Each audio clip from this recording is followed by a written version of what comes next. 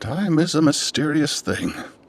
The story of Frieren follows the near-immortal elf mage who, after helping defeat the Demon King alongside the hero Himmel and their party, reunites after 50 years and find out that her human companions have aged and died. It's a story that asks a deceptive yet simple question.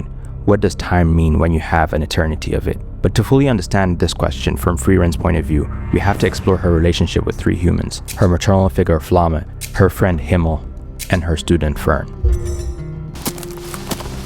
Flamme? You mean master? Flamme, the great mage, Frieren's mentor, and the one who shaped her to who she would become. For an elf who experienced decades the way humans might experience weeks, Flamme taught Frieren something radical, that a single human lifetime could matter. Flamme herself learned magic from Ciri, an elf who was older than Frieren, a chain of mentorship spanning millennia, from immortal to immortal again. But it's Flamme, the human in the middle, who understood time's value most deeply. The demons took all that I've ever known from me. Me too. I wish to eradicate every last one. Frieren's apprenticeship with Flamme lasted 50 years.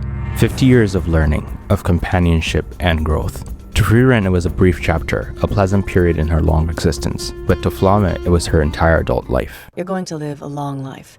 Perhaps someday you'll become strong enough to defeat the Demon King. Flamme taught patience to somebody who had infinite time, but she also taught urgency because she didn't have infinite time. She taught Frieren to think in centuries while somehow making every day in the 50 years count. But Frieren didn't understand it, at least not fully, until it was too late. Frieren, I do have one request. What is it? All I ask is that you plant flowers around my grave. Flamme planted a seed that took centuries to grow. She showed Frieren what time meant for humans, even if Frieren couldn't fully grasp it yet. Because understanding something intellectually is different from feeling it, and Frieren wouldn't truly feel the weight of Flamme's lesson, not until she met somebody who would make every second count. Somebody who would teach her that 10 years could mean everything. Seasoned in the sense I've been around, perhaps, but I've done precious little with my years. I'm in no way exceptional. No, but you're easily the strongest mage I've ever laid eyes on. For a decade, Frieren traveled with the hero's party on an adventure that saved the world. 10 years of battling demons, solving problems, celebrating victories, and forming bonds that would define an entire generation. To Himmel and Heiter, the humans of the party, a bit less so Eisen, those 10 years were a defining chapter of their lives. But to Frieren, a footnote, a welcome distraction. This is the moment our grand adventure ends. 10 years together. We've been through the thick, the thin, and then some. Himmel the hero was completely and hopelessly enamored with life itself, and in love with Frieren, though he never quite said it outright. He was the person who forced Frieren to confront time's cruelty, not through grand speeches but through presence. Throughout their entire journey, the disconnect of time perception existed. Frieren was there, but not really. She cared about her companions, protected them, and even fought alongside them, but she didn't invest emotionally the way they did. She didn't ask Himmel about his childhood, his dreams, his fears, the things that made him, him. Because why would she? They had time. She could ask later. There was always a later, except there wasn't. I suppose I should be leaving. The way elves see this world is a mystery. Who knows how long she's been a part of it by now. In her eyes, 50 or even 100 years must look like a trifling thing. 50 years after their journey ended, Frieren returned to visit her old companions, after she'd been off existing. Time just moves differently when you're immortal. But to her human friends, Himmel was an old man. His adventuring days were long behind him. His body was frail. His time was running out. And it's here at the reunion is when Frieren began to recognize how short life is for humans.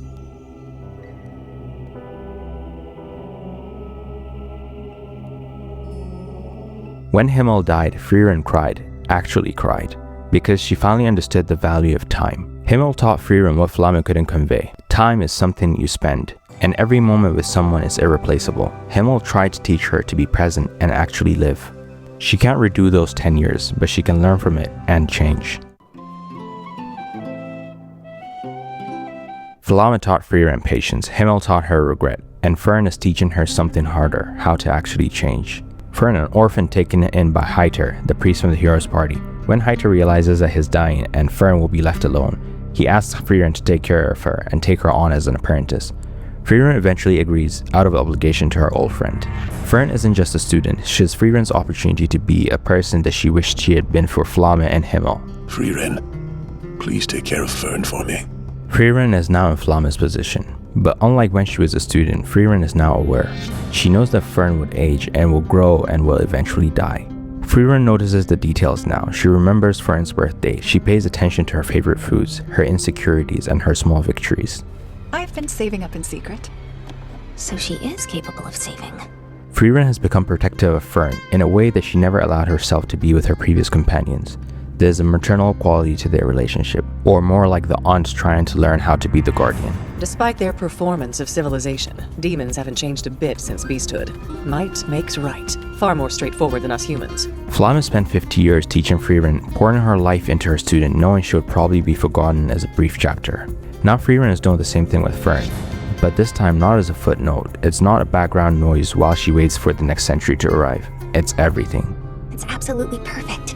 Thank you, I love it. Fern is living her 10 years with Frieren right now, her formative journey. But this time, Frieren isn't sleepwalking through it. She's present, she's engaged, and she's actually there. You can see it in the little things. The way Frieren expressions have become more animated around Fern. The way she actually smiles. Not often, not dramatically, but genuinely.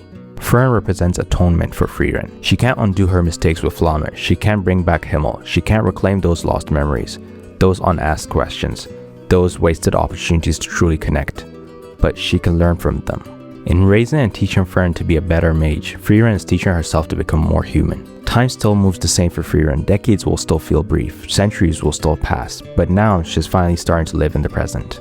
Frieren Beyond Journey's End shows us the true value of time is in acknowledging it and being present precisely because we can't go back. Frieren's journey teaches us to stop waiting, to live, to care, because the people in our lives won't be here forever, and neither will we. Don't forget to like and subscribe. Thumbs out.